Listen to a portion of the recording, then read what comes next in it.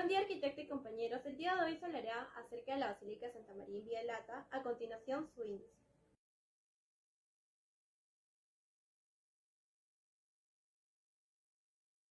La Basílica de Santa María Inviolata se remonta a orígenes muy antiguos. Esta está ubicada en la actual Vía del Corso, Roma, Italia. A lo largo de los años ha sufrido diversas reconstrucciones, no solamente en su interior, como naves laterales, columnas corintias, sino también en su fachada, que estuvo encargada específicamente por piedra de cartona, hasta llegar a un estilo barroco, como se puede ver en la imagen. Debido a esto, este video tiene la finalidad de dar a conocer un análisis volumétrico, espacial, formal, sus datos históricos, entre otras series de características. Y todo esto englobando un estilo barroco que es la oposición a renacentista. Ficha de datos de la obra. Cuenta con una latitud de 41 grados, 53 minutos y 54 segundos, y con una longitud de 12 grados, 28 minutos y 53 segundos. Como anteriormente fue mencionado, el arquitecto encargado de la fachada, del pórtico, fue el arquitecto Piero da Cartona. Y también añadiendo a esto una sala de una cripta que fue diseñada en mármol, y también sus columnas corintias que dan un fuerte empuje vertical a la basílica. También añadiendo a esto que esto se llevó a un estilo barroco. Y como dato importante es que en el año 831 esta basílica fue mencionada por primera vez en la historia y se dice que en el año 700 fue construida. Por otro lado, en su interior se pueden encontrar pinturas de diferentes famosos y también se puede encontrar la simbología de una virgen, de la Virgen Abogada, que se dice que hasta ahora realiza muchos milagros. Ahora se hablará de su ubicación. La Basílica de Santa María Inviolata se encuentra ubicada en el país de Italia, en la región de Lacio y en la ciudad de Roma. Al lado derecho se podrá observar una imagen de manera satelital cómo se encuentra ubicado esta basílica, con una dirección exacta de Vía del Corso 306 RM Italia. Con respecto a su emplazamiento, este cuenta tanto con vías principales, vías secundarias. Como vía principal tenemos a Corso Victorio Manuel II y como vías secundarias tenemos a Vía de Plebiscito y Vía del Corso. Como referencia para llegar a esta basílica podemos tomar al Coliseo Romano, que este se encuentra ubicado a 4 minutos en carro, a 11 minutos en bus y a 16 minutos a pie. Ahora se muestra un plano antiguo de Roma. Esto vamos a dividirlo en dos periodos, antes y después. Recordemos que la Basílica de Santa María Inviolata fue construida en el año 700, por lo tanto ya había edificaciones existentes a sus alrededores, ¿no?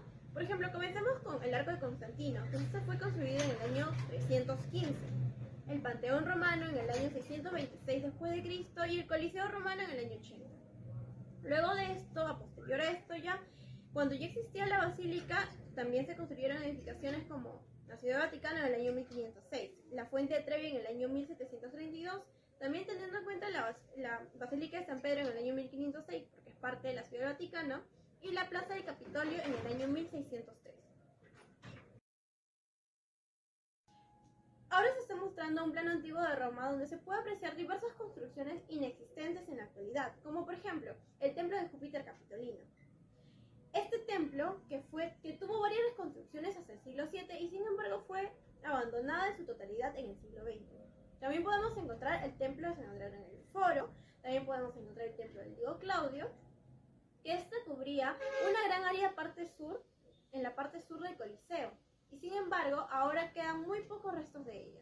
Y por último, pero no menos importante, el Circo Máximo, que a causa de la Segunda Guerra Mundial fue abandonado, y en la actualidad solamente queda una gran explanada como se puede ver en la imagen. Ahora una corta reseña histórica. La Basílica de Santa María Inviolata, con el nombre antiguo, Vía del Corso, las primeras evidencias indican que este fue un almacén ubicado en la parte inferior de la calle, aproximadamente a 20 metros. En documentos antiguos que se hallaron en el siglo V, indican que este fue el primer edificio donde se dictaba culto cristiano en un edificio romano. También se dice que fue la casa de San Lucas y donde Pedro visitaría tanto a San Pablo y a él, debido a que estaban bajo arresto domiciliario y por sus creencias. Ahora una línea de tiempo. En el siglo VII fue construida bajo el mandato del Papa Sergio I y esta fue hecha sobre una anterior. Ya para el siglo VIII, esta basílica estaba relacionada con el exdiácono. ¿Qué quiere decir esto? Que, ayudaban a las personas dándoles comida, un hogar, vestimenta, a las personas que necesitaban. Se dice que San Pedro y a San Pablo estuvieron hospedados aquí por un tiempo debido al arresto domiciliario. Ya para mediados del siglo VIII, este se convirtió en un complejo de rito bizantino, dirigidos por monjes de la persecución de los iconoclastas. Ya para mediados del siglo XV, este templo se convirtió en adoración a la Madre de Dios, a la Virgen Abogada. También se observaron varias reconstrucciones, varios cambios, un giro en la iglesia, también dándole importancia sobre todo a sus columnas corintias que daban un empuje vertical en la construcción. Ya para los años 1854 a 1865, miembros de la familia Bonaparte se enterraron ahí, tanto Zenaida y Joseph Bonaparte, y hoy en la actualidad se cree mucho en la Virgen Abogada, ¿no? Que hasta ahora ha realizado muchos milagros. Por último, su conclusión. La Basílica de Santa María in Via Lata se sabe que se remonta desde épocas muy antiguas, conservando en la memoria tanto a los apóstoles San Pedro y San Pablo. De esta manera, también se sabe que a lo largo de los años ha sufrido diversas reconstrucciones, hasta adquirir a un estilo barroco que hoy en día conocemos. Mis saludos cordiales. Les hablaré sobre el recorrido exterior. Primero, como podemos ver, es la planta de la Basílica Santa María in Via Lata. Su nombre se da que antes se llamaba la calle donde está Vía Lata, ahora conocida como Vía del Córdoba. Tiene el edificio varias reconstrucciones hasta que adquirió su aspecto barroco. Como podemos apreciar, hay tres calles principales que conectan con la basílica, las cuales son Vía del Colle Romano, Vía del Corso y Vía de Santi Apostoli. Como vemos, las calles también tienen otras obras arquitectónicas conocidas a sus alrededores. Como podemos ver primero, en la Vía Santi Apostoli tenemos la iglesia Marcelo del Corso. Por otra parte, lo que respecta a la Vía del Corso, tenemos a la Piazza di San Marcello, Palacio de Carolis y Palacio Doria Falfili. Y por parte de la Vía del Colle Romano, la obra de San Francisco, el Ministerio de Archivita y la Plaza del Colle Romano. Todos estos tienen un recorrido turístico al público y por parte de los participantes de la misma basílica. El recorrido de sacerdotes y obispos tiene un programa de culto vespertino de 5 de la tarde hasta las 9:30 de la tarde. Es un recorrido desde la Vía Santi Apostoli a la Vía del Colle Romano, que lleva un horario de exposición y adoración del Santísimo Sacramento, vísperas, una misa y la adoración adicional al Santísimo Sacramento. Por parte del recorrido turístico, se hace el recorrido por la Vía del Corso. Se le recuerda que no se deambula por la iglesia durante estos. Se recuerda a los que no son católicos que nunca caminen en el Santísimo Sacramento y la congregación cuando el primero está expuesto a la veneración, porque esto causa una ofensa grave. Ahora hablaremos sobre el recorrido interior. Podemos apreciar la planta de la basílica. Tiene el interior y debajo suya una cripta. El recorrido de la primera planta se da, el recorrido de sacerdotes y obispos se da de esta forma: acceso libre a todos los altares mayor, lugar de predicación, como altares menores, y por parte de una visita turística, tiene el acceso restringido, como se puede apreciar. Pueden observar los retratos y altares, sin embargo no pueden acercarse a ellos. De igual manera, por parte de la cripta. Ahora, la cripta constituye de 6 salas. La sala número 1 es la prisión tradicional de San Pablo y contiene una pequeña columna, donde dice que fue posado ahí.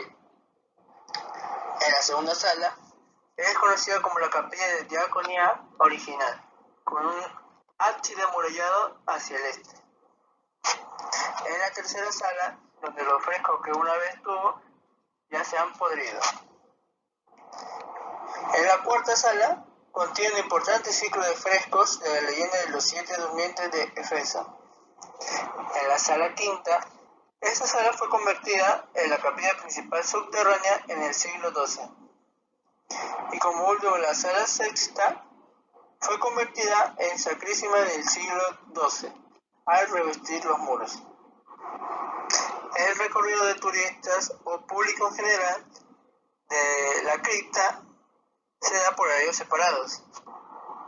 En la mañana con un horario de 10 a 1 de la tarde y por la tarde tiene un horario de 4 a 7 de la tarde. El recorrido de sacerdotes o obispos tiene mayor importancia debido a que se encuentra realizando sus funciones con la basílica. Con respecto al análisis formal, como se puede ver en los planos, la basílica cuenta con una planta longitudinal, la cual solamente en la zona del nártex cuenta con segundo y tercer nivel.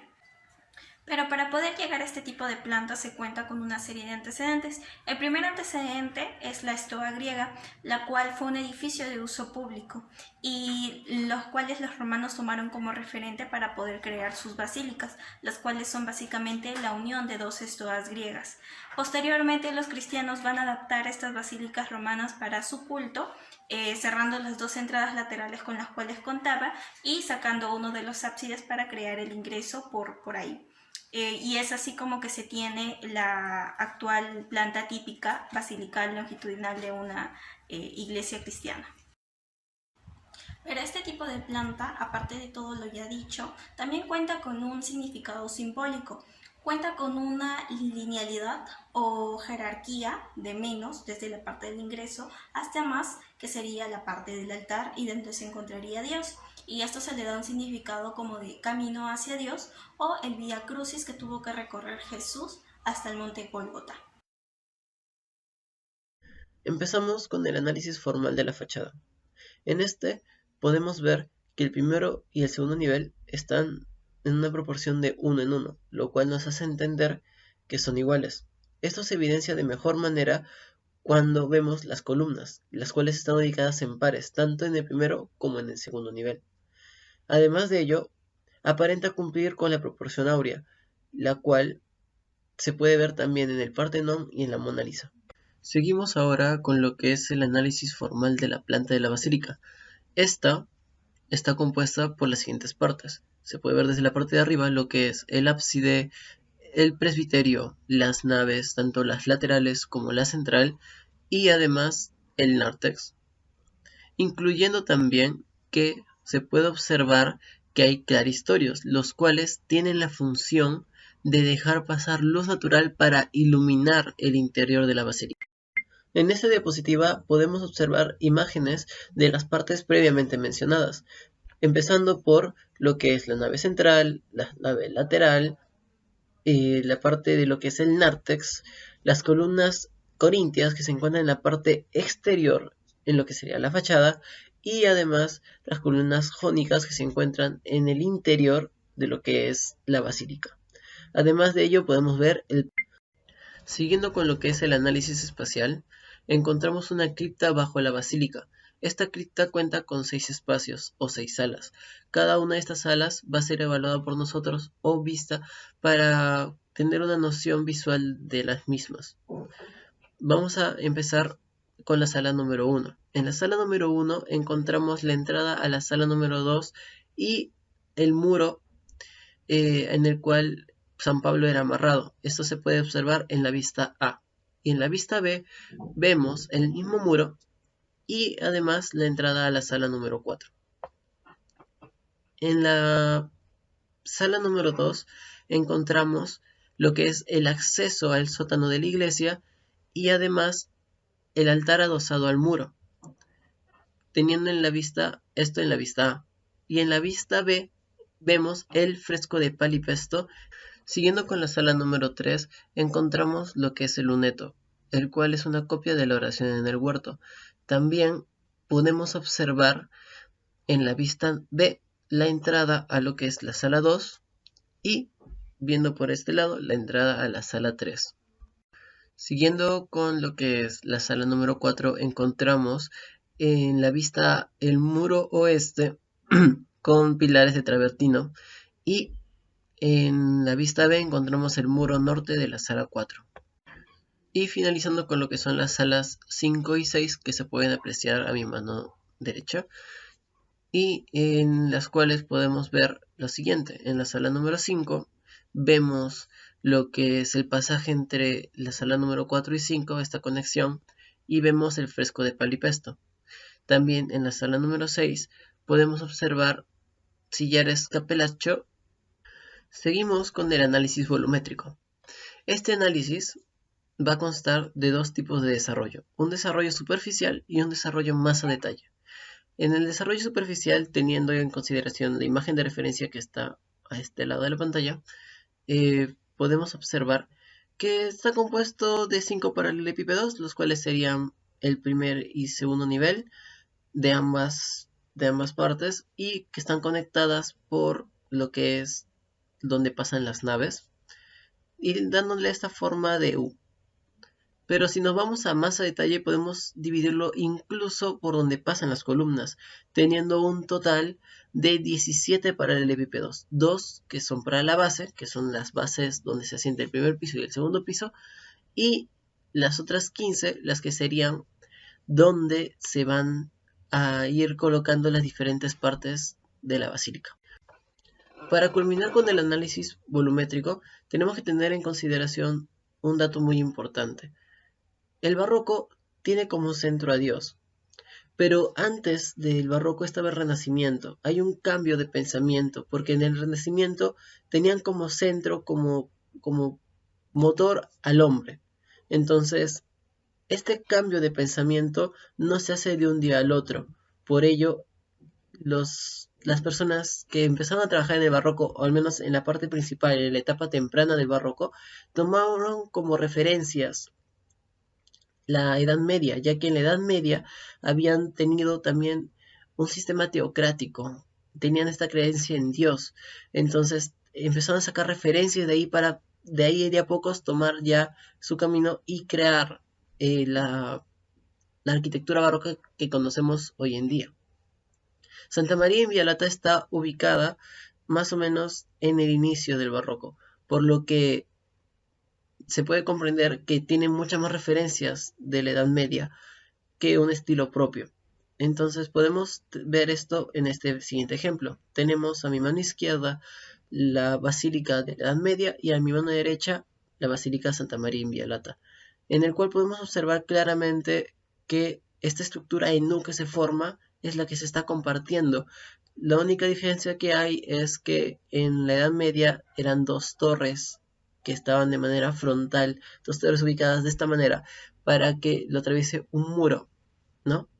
En donde estaba la entrada. En cambio, ahora lo que vemos en Santa María in Vialata es igual, son dos torres, pero ya no de esta manera, sino de esta manera, en la cual toda la parte de la entrada está aquí, el nártex está en esta parte frontal, teniendo como todo este recorrido, que serían la parte de las naves, y llegando hasta el final. Veamos. Pasando al análisis estructural y constructivo, empezaremos por la zona de la cripta, la cual data de una época romana en la cual esta estructura habría sido mucho más extensa. De esta época solamente se mantienen 4 pilares de sillares de travertino, a partir de los cuales se han configurado las 6 salas, las cuales componen la cripta. También es importante mencionar que la continuidad estructural entre la cripta y la basílica en sí no es muy clara, ya que entre columnas y muros presenta presentan ciertos desfases, los cuales también reflejarían que han sido construidas en épocas distintas. Pasando a la zona de la basílica en sí, visto en planta se puede ver una serie de columnas y de muros. Pero si es que lo vemos ya en una elevación, se puede ver de que entre estas columnas se forman arcos, por lo cual se determina que es un sistema abovedado. Y como bien se sabe, la mínima unidad estructural en un sistema abovedado es el arco. Este elemento es un elemento que trabaja a compresión, entonces se determina también que toda la estructura estaría trabajando a compresión. Ahora vamos a analizar la cubierta interna de cada zona de la basílica. Vamos a empezar por la zona del nártex, que como se puede observar en la foto está techada por una bóveda de cañón y eso también se puede comprobar en el corte.